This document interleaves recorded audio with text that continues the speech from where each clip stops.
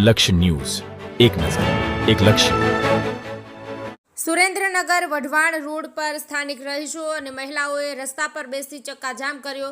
Wadhwan Mulchand road પર આવેલા 5 થી 6 રહેણાંક વિસ્તારમાં પીવાનું પાણી, રોડ, ગટર, સફાઈ સહિતની સુવિધાઓ પૂરી પાડવામાં ન આવતા ચક્કાજામ કરવામાં આવ્યું છે. શ્રદ્ધા હોટેલ પાસે રસ્તા પર બેસી ચક્કાજામ કરતા રોડની બંને સાઈડ ટ્રાફિક જામના દ્રશ્યો સર્જાયા છે. અનેક વખત રજૂઆતો કરવા છતાં મનપા તંત્ર દ્વારા સમસ્યાનો કોઈ ઉકેલ નહીં આવતા રોષ ફેલાયો છે. સ્થાનિક પોલીસે સ્થળ પર પહોંચી ચક્કાજામ કરી રહેલા લોકોને સમજાવવાના પ્રયાસો હાથ ધર્યા હતા. બ્રિજેશ ત્રિવેદી, સુરેન્દ્રનગર. વઢવાણ વિધાનસભાના ધારાસભ્ય શ્રી કે જે ગુજરાત વિધાનસભાના દંડક છે તે પણ કોઈ પણ જાતની કામગીરી કરતી નથી. વાસ્તવિકતા એ છે કે તે લોકો માત્ર ને માત્ર ભ્રષ્ટાચાર કરવા સિવાય કોઈ કામગીરી કરતી નથી. આખે આખું સુરેન્દ્રનગર મહાનગરપાલિકા વિસ્તારના રહેવાસીઓ અત્યારે ભગવાન ભરોસે છે.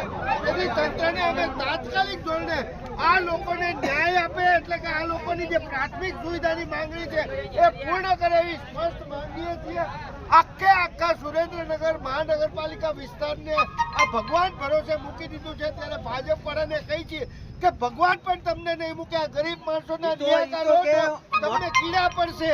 કમલેશભાઈ, તો એ લોકો કે અમને મત લેવા દેવા માટે તો કે ગાડીઓ મોકલી. આ ભાજપની એક જ સ્પષ્ટ માંગણી હોય છે કે જ્યારે ચૂંટણી આવે ત્યારે મત લેવા માટે લોકોને પ્રલોભન આપવાના, ગાડી મોકલવાની, ભજીયા આપવાના, દારૂ પાવડાવવાનો. તો બસ આમ નામ રોડ ઉપર જ આવવાનું લોકોએ? અરે રોડ ઉપર નથી આવવાનું. આગામી સમયમાં આમ આદમી પાર્ટી ગુજરાતમાં તમામે તમામ પીડિતો માટે વિકલ્પ થઈને ઊભી રહેવાની છે. અને આ તમામે તમામ લોકો સાથે અમે આમ આદમી પાર્ટીના આગેવાનો, કાર્યકરો ગુજરાત આખામાં તેઓને માટે લડવાના છીએ.